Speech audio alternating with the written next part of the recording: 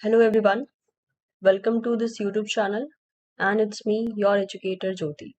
आज इस वीडियो में हम बात करने वाले हैं आपके year wise previous year question के बारे में जो कि लिया है मैंने इकोलॉजी से। इस पर्टिकुलर मंथ में मैं ये सीरीज चला रही थी ऑल्दो आई थिंक ये नेक्स्ट मंथ भी कंटिन्यू होगा जिसमें कि हम इकोलॉजी के जो प्रीवियस ईयर क्वेश्चन है उसको हम डील कर रहे हैं ईयर वाइज। ओके, तो लास्ट वीडियो में मैंने 2018 के कुछ क्वेश्चन डील किए थे, कुछ क्वेश्चन बाकी रह गए हैं तो उसको हम इस वीडियो में भी कंटिन्यू करेंगे एंड अलॉन्ग विद दैट हम 2017 का क्वेश्चन भी स्टार्ट करेंगे। So let's proceed.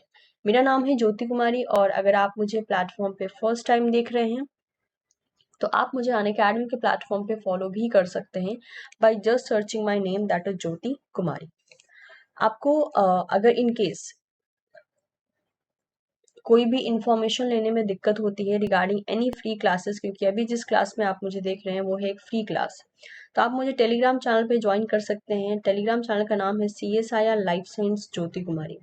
इस टेलीग्राम चैनल को अगर आप ज्वाइन करते हैं तो आपको सारी नोटिफिकेशन मिल जाएंगी regarding the every free classes जो कि यूट्यूब पे चल रही हो या फिर अनअकैडमी के प्लेटफॉर्म पे चल रही हो।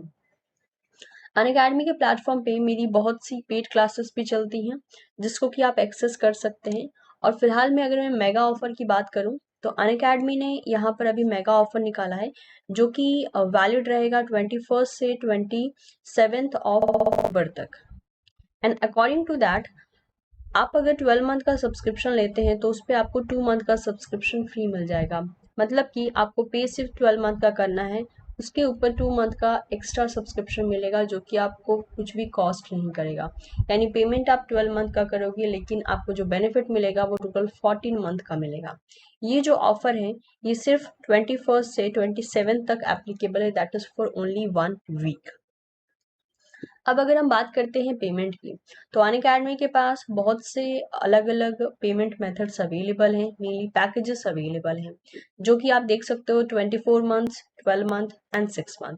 अगर आप MSc पास आउट हो और ऑलरेडी आप जो है 30 to 40% ऑलरेडी इन्फॉर्मेशन रखते हो regarding the CSIR NET syllabus, you can go with 6 month subscription. और सबसे बेटर होता है कि आप 1 मंथ के सब्सक्रिप्शन के साथ जाइए जिसमें कि आप बेटर ढंग से प्रिपेयर कर पाते हैं खुद को। और अगर आप जस्ट BSc पास आउट है या MSc फर्स्ट ईयर के स्टूडेंट है तो you can go with 24 month subscription. Whatsoever the packages you are selecting उस पैकेज पे आपको और 10% का ऑफ मिल सकता है अगर आप कोड यूज करते हो ज्योति के लाइव। ओके, ये कोड आपको जो है 10% का और डिस्काउंट दे देता है आपके ओवरऑल पेमेंट पे। जैसे कि फॉर एग्जाम्पल 12 मंथ का आप अमाउंट देख सकते हो, ओरिजिनल अमाउंट जो है वो है 14,500, लेकिन जब आप ज्योति के लाइव कोड अप्लाई करते हो तो ये अमाउंट देखिए रिड्यूस होके हो गया 13,050, यानी लगभग जो है 1,500 रुपए यहाँ पे कम हो गए। तो ओवरऑल 14,500 पे 10% का डिस्काउंट में आपको लगभग 1,500 रुपए कम हो जाते हैं। Similar case 6 month and 12 month के साथ भी अप्लाई होता है। तो अगर आप पेड क्लासेस लेने में इंटरेस्टेड होते हैं तो आप बिल्कुल ज्वाइन कर सकते हैं। अगर किसी भी तरीके से अगर आपको थोड़ी सी अनसर्टेनिटी है कि पेड क्लासेस कैसे चलती हैं या क्वालिटी क्या होता है, एनीथिंग लाइक दैट, आप अनअकैडमी के प्लेटफॉर्म पे विजिट कीजिए, वहाँ पे बहुत सी फ्री क्लासेस अवेलेबल हैं।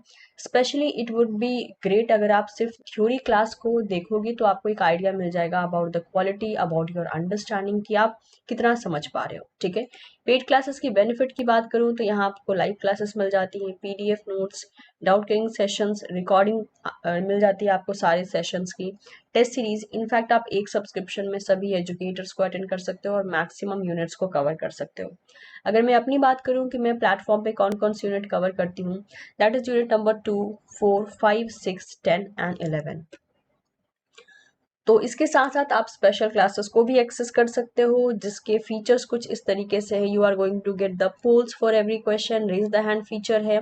इसके अलावा आप लेक्चर नोट्स भी वहां से ले सकते हो। ठीक है, सो जैसे मैंने कहा this is a question from 2018, कुछ क्वेश्चन बाकी रह गए थे तो हम इसी क्वेश्चन से यहाँ से प्रोसीड कर रहे हैं।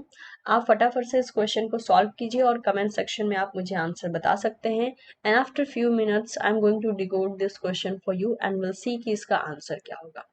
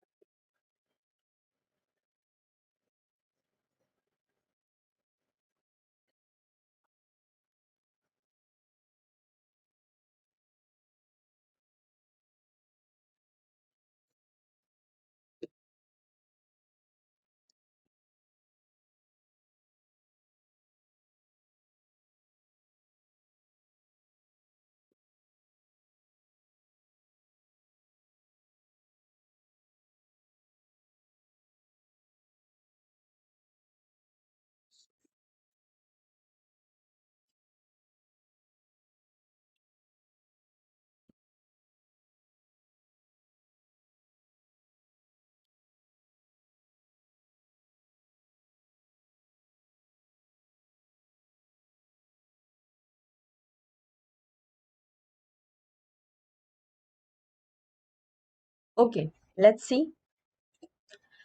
तो अगर आपका आंसर 3 है तो आपने बिल्कुल सही आंसर दिया है। लेट्स सी इस क्वेश्चन में क्या बोला गया है। The above graph illustrate, I mean to say below graph illustrate the two lines that represent the immigration and extinction rate of island based on its distance from the mainland, that is denoted by the solid line, and its size, that is denoted by the dotted line. Which of the following is true for this island? तो ये जो यहाँ पे solid line दे के रखा है, this is for the distance, ठीक है, ये डिस्टेंस को इंडिकेट कर रहा है, और जो ब्रोकन लाइन है ये साइज को इंडिकेट कर रहा है। आपको इस ग्राफ के बेसिस पे बताना है कि इस आइलैंड का फीचर क्या होगा। अगर हम ध्यान दें फिलहाल में, तो डिस्टेंस के बेसिस पे यहाँ पे हमें एंट्री रेट, क्योंकि इमिग्रेशन बोला है तो हेंस एंट्री रेट क्या दिख रही है, हाई दिख रही है।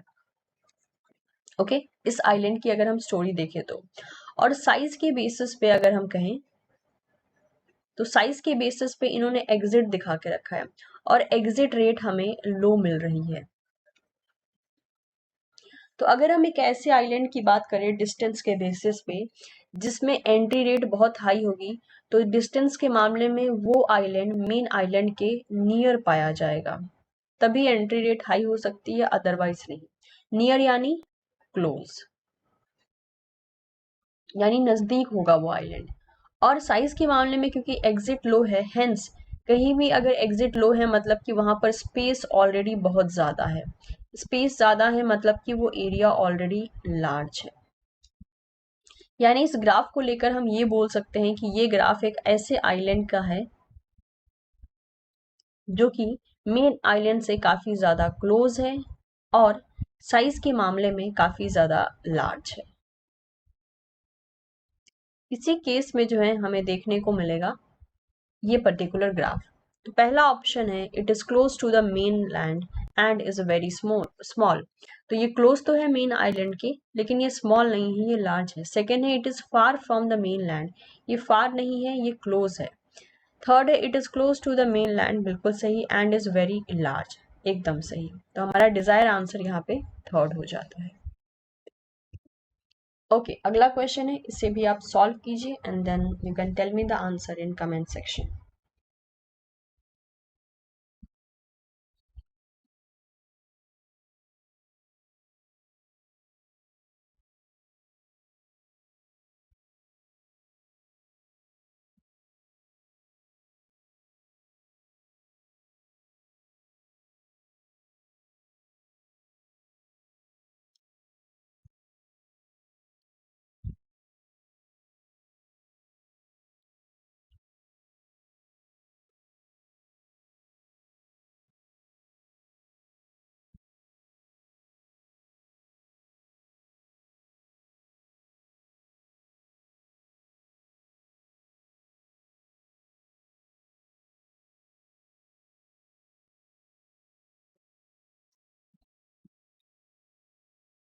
सो होप आप सबने क्वेश्चन ये कर लिया होगा। तो इसका करेक्ट आंसर होगा ओके। लेट्स सी क्या बोला है क्वेश्चन में। Following are certain statement regarding the energy efficiency of ectotherms and endotherms. तो एक्टोथर्म्स एंड एंडोथर्म्स की यहाँ पे एनर्जी एफिशिएंसी के बारे में मेंशन करके रखा है। क्वेश्चन में बोला है कि एक्टोथर्म्स और एंडोथर्म्स का एसिमिलेशन एंड प्रोडक्शन एफिशिएंसी को इन्होंने यहाँ पे कंपेयर किया है। पहला है एक्टोथर्म्स हैव हाई एसिमिलेशन एफिशिएंसी। तो सबसे पहले मैं आपको बता दूं जो एक्टोथर्म्स होते हैं उनकी एसिमिलेशन एफिशिएंसी हाई नहीं होती है, लो होती है। वो एसिमिलेट बहुत लो करते हैं, लेकिन जितना भी एसिमिलेट करते हैं उसका मैक्सिमम अमाउंट वो इस्तेमाल करके अपना प्रोडक्शन एफिशिएंसी काफ़ी ज़्यादा हाई शो करते हैं। तो पहले में बोला है एक्टोथर्म्स की हाई एसिमिलेशन एफिशिएंसी होती है, जो कि गलत हो गया। एक्टोथर्म्स की लो एसिमिलेशन एफिशिएंसी होती है, बिल्कुल सही, बट हाई प्रोडक्शन एफिशिएंसी होती है, बिल्कुल सही। ये रहा सेकंड सही हो गया, ठीक है। ये किसकी बात की थी हमने, ये की थी हमने एक्टोथर्म्स की। एंडोथर्म्स में पूरा उल्टा होता है। एंडोथर्म्स में देखा जाता है कि वो एसिमिलेट तो बहुत हाई करते हैं, लेकिन क्योंकि वो मैक्सिमम एसिमिलेट को आप ये कह सकते हो कि अपनी बॉडी के जो उनका टेम्परेचर होता है उसको मेंटेन करने में लगा देते हैं, क्योंकि मेटाबॉलिक बेसिस पे उनको मेंटेन करना होता है। हेंस उनका जो प्रोडक्शन एफिशिएंसी होता है वो लो हो जाता है। तो यहाँ पे एंडोथर्म्स का बोला इनके पास हाई एसिमिलेशन एफिशिएंसी होती है, बिल्कुल सही, बट लो प्रोडक्शन एफिशिएंसी होती है, एकदम सही। फोर्थ में पूरा उल्टा बोला है कि इनके पास लो एसिमिलेशन एफिशिएंसी होती है, जो कि गलत हो गया। अब हम ये देख लेते हैं कि क्वेश्चन में हमसे गलत स्टेटमेंट पूछा था या सही पूछा था। Which one of the following represent the combination of correct statement, इन्होंने हमसे करेक्ट पूछा है। तो करेक्ट की बात करें तो सेकेंड एंड थर्ड यानी बी एंड सी, ये जो है सही आंसर बता रहा है। ठीक है, अगर आपको पता नहीं है तो मैं बता दूं एंडोथर्म्स एंड एक्टोथर्म्स क्या होते हैं। एंडोथर्म्स ऑर्गेनिज्म को हम वार्म ब्लडेड ऑर्गेनिज्म भी कहते हैं, यानी एक ऐसे ऑर्गेनिज्म जो कि बाहर के टेम्परेचर जब फ्लक्चुएट होता है तो अपनी बॉडी का टेम्परेचर फ्लक्चुएट नहीं करते हैं, अपनी वो बॉडी के टेम्परेचर को मेंटेन रखते हैं, यानी उनका बॉडी का temperature is completely independent as compare to the environmental temperature. इसमें कौन कौन से ऑर्गेनिज्म चले आते हैं, लाइक हो गया polar bear, penguin, dogs, many birds as well as mammals। तो उनकी बॉडी का टेम्परेचर एकदम कांस्टेंट बना रहता है as compare to the environment, चाहे बाहर का टेम्परेचर ज़्यादा हो या कम हो। लेकिन दूसरी तरफ पे एक्टोथर्म्स क्या होते हैं, इनको हम कोल्ड ब्लडेड ऑर्गेनिज्म कहते हैं। तो इनका जो बॉडी का टेम्परेचर होता है वो इन्वायरमेंट के टेम्परेचर के रिस्पेक्ट में फ्लक्चुएट होता रहता है। तो ये एक बेसिक हो गया, जैसे कि हो गए एम्फीबियंस, फिशेस, इनवर्टिब्रेट्स, इनमें ये केसेस ज़्यादा देखा जाता है, वो एक्टोथर्म्स की कैटेगरी में आते हैं। अब अगर हम एंडोथर्म्स की बात करते हैं तो इनका एसिमिलेशन एफिशिएंसी हाई होता है, लेकिन इनका प्रोडक्शन एफिशिएंसी जो है बहुत लो होता है। ऐसा क्यों? क्योंकि इनको बहुत सी एनर्जी को इन्वेस्ट करना पड़ता है ताकि अपनी बॉडी के टेम्परेचर को मेंटेन करें, इसलिए जो इनके पास बच जाता है प्रोडक्शन के लिए वो बहुत कम रहता है। तो एसिमुलेट तो हाई कर लेते हैं लेकिन प्रोडक्शन एफिशिएंसी उतना हाई मेंटेन नहीं कर पाते हैं। लेकिन एक्टोथर्म्स का क्या है, क्योंकि वो कहीं पे अपनी एनर्जी का इस्तेमाल नहीं कर रहे हैं, तो भले ही इन्होंने कितना ही कम क्यों ना एसिमुलेट किया हो, उसको पूरा वो लगा देते हैं प्रोडक्शन एफिशिएंसी पे, क्योंकि उनको कहीं और से इन्वेस्ट नहीं करना है। एंड दैट इज वाई इनका लो एसिमुलेशन एफिशिएंसी होने के बावजूद इनका हाई प्रोडक्शन एफिशिएंसी होता है। ओके, तो ये था एक basic difference. Okay fine, next question, इसका भी आंसर आप मुझे कमेंट सेक्शन में दे सकते हैं।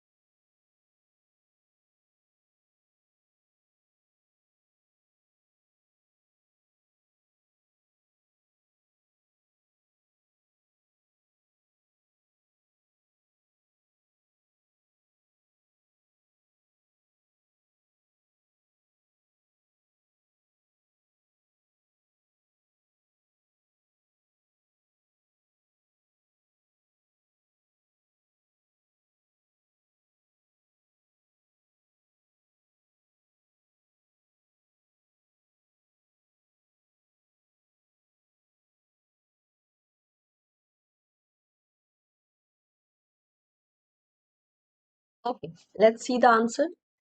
फाइन, तो अगर आपने आंसर 2 दिया है तो आपका आंसर सही है। ऑल्दो ये क्वेश्चन बहुत ज्यादा डायरेक्ट पूछा गया है, मेनली फॉर्मूला बेस्ड क्वेश्चन है। Given below are growth equation where dn by dt is defined as. तो यहाँ पे dn by dt किसकी तरह डिफाइन होता है, और यहीं पे क्वेश्चन खत्म नहीं हुआ है। बोला है with reference to the above equation which of the following statement is correct, कौन सा स्टेटमेंट करेक्ट है। और ऑप्शन में इन्होंने बोला है कि कौन सा फॉर्मूला एक्सपोनेंशियल ग्रोथ कर्व को शो कर रहा है और कौन सा लॉजिस्टिक को शो कर रहा है, आपको ये बताना है। तो सबसे पहले अगर आपने पढ़ा है तो अच्छी बात है, नहीं पढ़ा है तो मैं आपको बता देती हूँ। एक्सपोनेंशियल ग्रोथ कर्व का जो फॉर्मूला होता है वो होता है dn by dt equals to R N. Okay, और लॉजिस्टिक ग्रोथ कर्व का फॉर्मूला है dn by dt equals to R N K minus N upon K. This is the overall formula.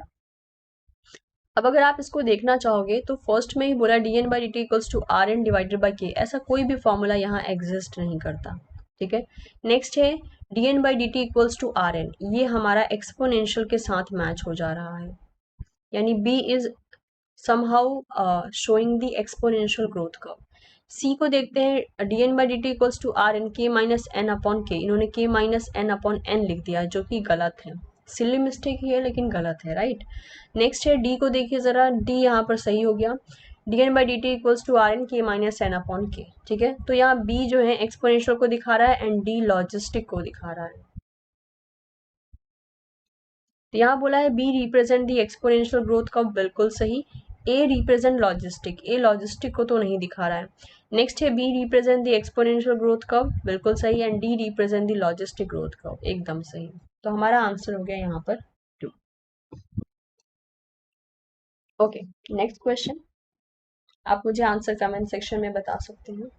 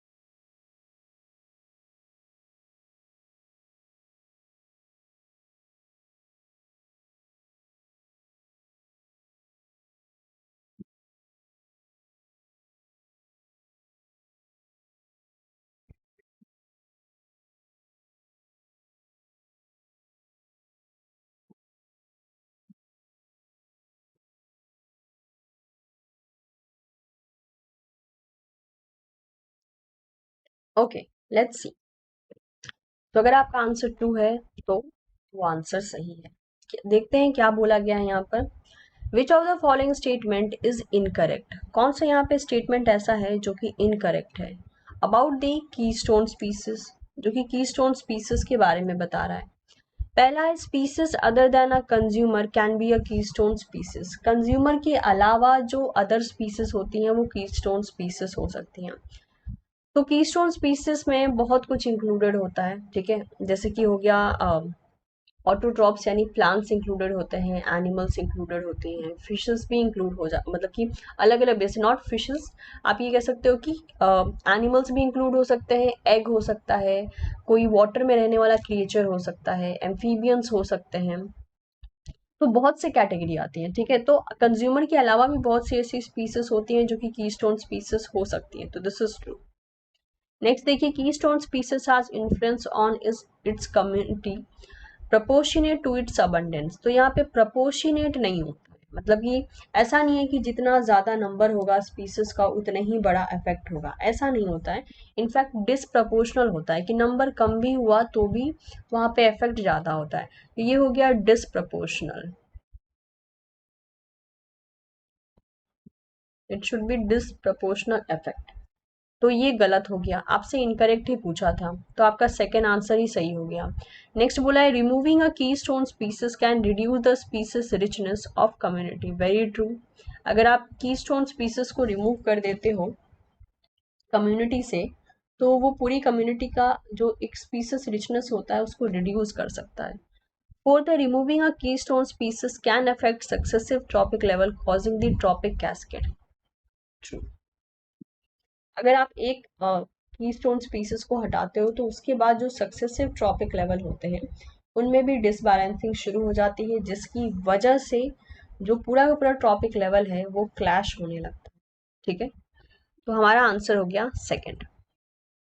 Okay, next question.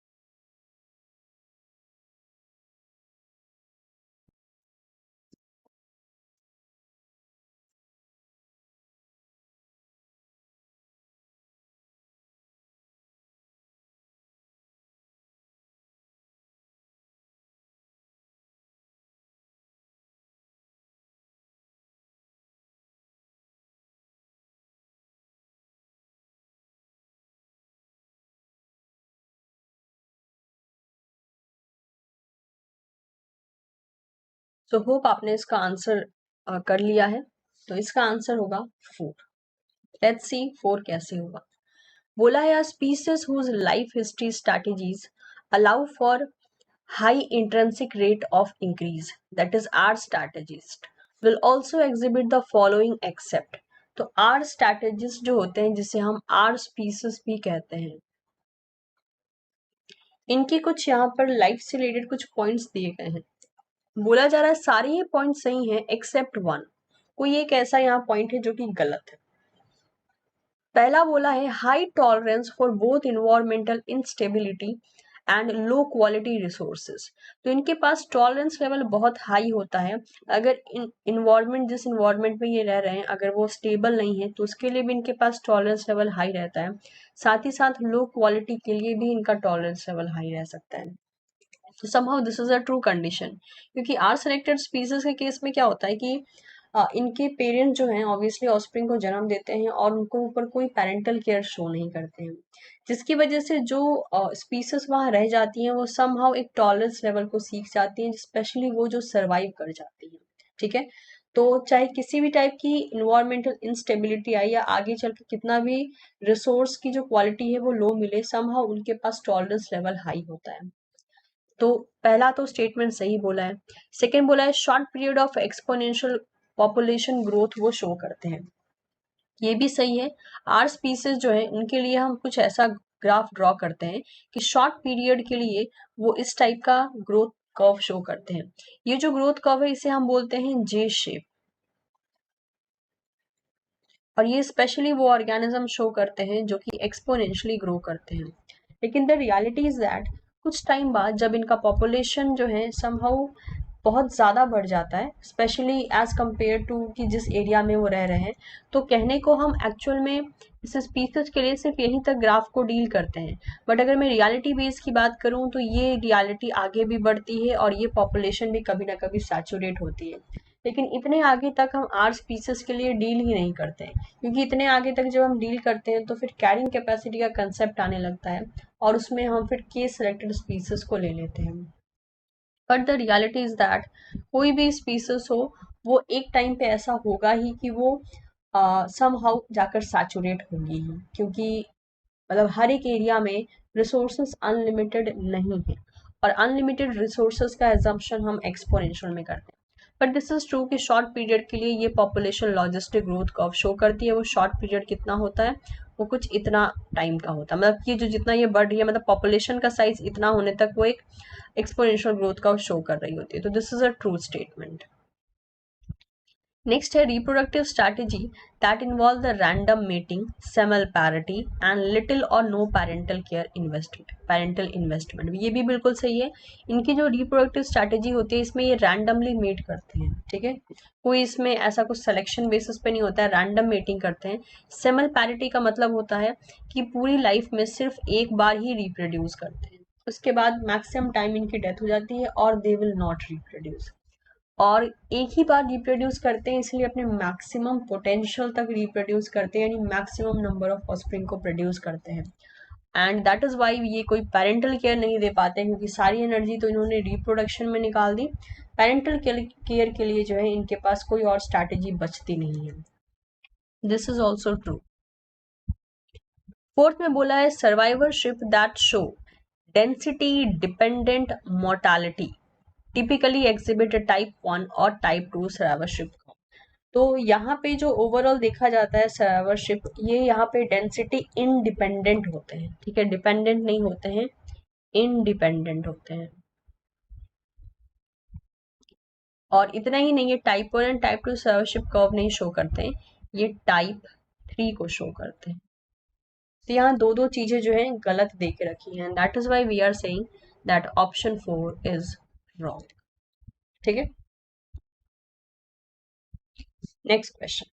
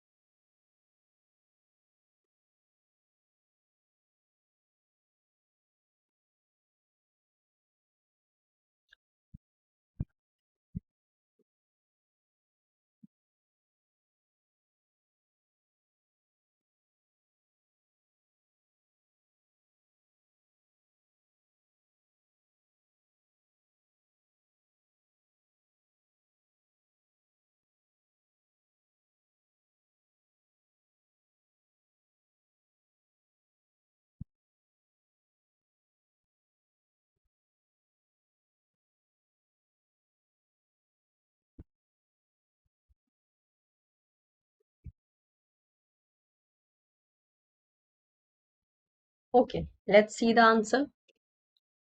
So the correct answer is 3. देखते हैं क्या बोला है question में. In the context of diversity pattern of species, which one of the following statement is incorrect? कौन सा यहाँ पे statement ऐसा है जो कि गलत दे के रखा है?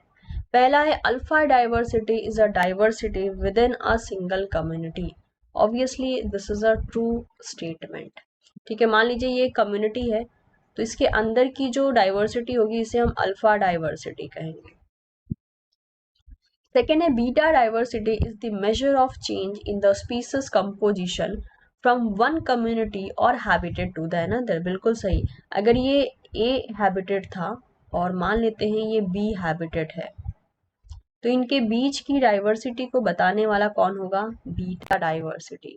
तो वो दो कम्युनिटी भी हो सकती है, मतलब आप इसे कम्युनिटी 1 एंड कम्युनिटी 2 भी कह सकते हैं. इसे आप habitat 1, habitat A and habitat B भी कह सकते हैं. तो इन बिटवीन डाइवर्सिटी को बताने के लिए बीटा डाइवर्सिटी इस्तेमाल की जाती है. थर्ड है alpha diversity is the regional diversity found among the range of communities in geographical region. Although alpha diversity का हम डेफिनेशन ऑलरेडी डिफाइन कर चुके हैं, और यहाँ पे बोला है regional diversity. Alpha diversity regional diversity नहीं होती. रीजनल डाइवर्सिटी को के लिए हम गामा डाइवर्सिटी का इस्तेमाल करते हैं.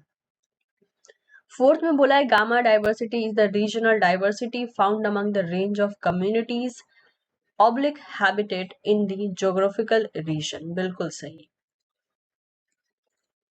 मतलब कि अगर आप पूरे जोग्राफिकल एरिया का पूरा रीजनल डाइवर्सिटी मेजर करते हो तो वो गामा डाइवर्सिटी कहलाएगी. हमारा आंसर हो गया थर्ड. थर्ड स्टेटमेंट यहाँ पर जो है इनकरेक्ट दे के रखा है. ठीक है, तो इसके साथ हमने कुछ 2017 के क्वेश्चन की उम्मीद करती हूँ कि ये सेशन आपके लिए हेल्पफुल रहा होगा. मिलते हैं आपसे नेक्स्ट वीडियो में. वहां पे हम जो क्वेश्चन लेफ्ट ओवर रह गए उसको हम कंटिन्यू करेंगे. Okay, and apart from this, अगर आपको लेक्चर्स पसंद आते हैं तो आप इस चैनल को सब्सक्राइब कर सकते हैं. अगर आपको थ्योरी पढ़ने का मन हो तो आप हमें आके अनअकैडमी प्लस पे ज्वाइन कर सकते हैं, जहाँ पे आपको पूरे के पूरे स्ट्रक्चर एंड ऑर्गेनाइज्ड कोर्सेस मिलेंगे from all the different units that has been included in your CSIR NET syllabus. अगर मैं अपनी बात करूँ तो मैं CSIR के लिए unit number 2, that is cell biology, cell signaling, plant physiology, developmental biology, ecology and evolution. In 6 unit को मैं theoretical wise कवर करती हूँ along with the previous year question and strategy classes. आप चाहें तो प्लेटफॉर्म पे आके मुझे ज्वाइन कर सकते हैं. अभी फिलहाल में अनअकैडमी की तरफ से आपके लिए एक मेगा ऑफर चल रहा है. अगर आप 12 मंथ के लिए ये पेड क्लासेस लेते हैं यानी सब्सक्रिप्शंस लेते हैं तो आपको 2 मंथ का सब्सक्रिप्शन फ्री मिल जाएगा. तो 12 मंथ का अगर मैं प्राइसिंग की बात करूँ तो इट इज़ अबाउट 14,500. तो इस पेमेंट आपको सिर्फ इतना ही करना है, लेकिन इस पे आपको और 2 मंथ का सब्सक्रिप्शन फ्री मिल जाएगा. यानी आप पेमेंट 12 मंथ के लिए कर रहे हो और आपको टोटल 14 मंथ मिल रहे हैं पढ़ने को. इतने ही नहीं, आपको ये पूरा पेमेंट करने की बिल्कुल भी ज़रूरत नहीं है. आप यूज़ कर सकते हैं कोड ज्योति के लाइव. ठीक है, ये कोड आपको जो है और 10% का डिस्काउंट दे देगा आपके ओवरऑल सब्सक्रिप्शन में. तो एक्चुअल में जो पेबल अमाउंट होगा वो लगभग होगा 13,000, यानी लगभग आपने 1.5 के अमाउंट जो है सेव कर लिया बाय यूजिंग द कोड ज्योति के लाइव. ओके, तो मैं उम्मीद करती हूँ ये सेशन आपके लिए यूजफुल रहा होगा. मिलते हैं बहुत ही जल्द आपसे नेक्स्ट वीडियो में. So thank you so much everyone and keep learning.